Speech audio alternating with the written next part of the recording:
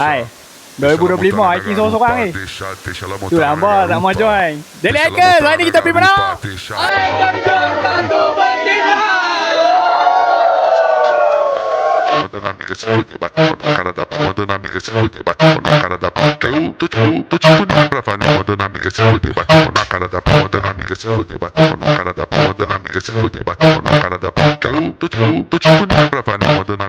Awak pagi hari ni Ahad pukul 8 pagi. Hari ni kita ada dua plan untuk naik Gunung Jerai. Air terjun Batu Betindan dengan air terjun Gua Tembus.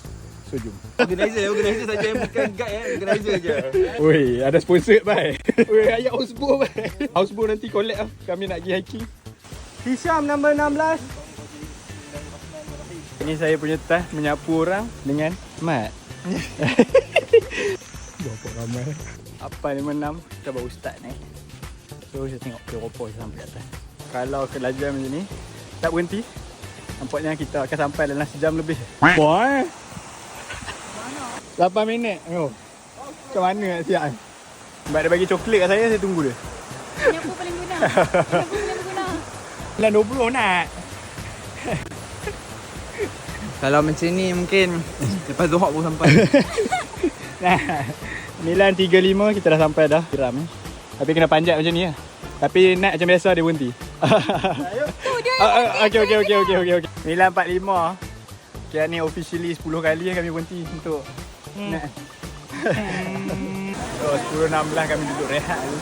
Saat ni kita berehat sat, tu kita start jalan balik. Jam.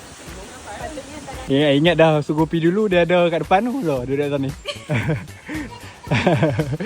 Dah dah. Berdua kepada Din yang akan tengok video ni nanti. Parti tinggal kami. Kami sesat.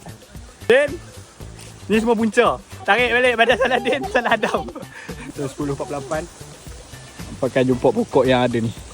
Tu hati-hati, kita bertanah. Dia tinggal kami sampai salah jalan. Ada maksud macam mana? So sebelah 31 kita dah sampai lah kat air terjun Tok Hang. Rehat dulu. Relax 5 minit. Kita koi, tak lagi sambung pergi mana? Batu Betindan. So pukul 12 kami dah sambung perjalanan kami. So 12.16 lepas 3 jam 16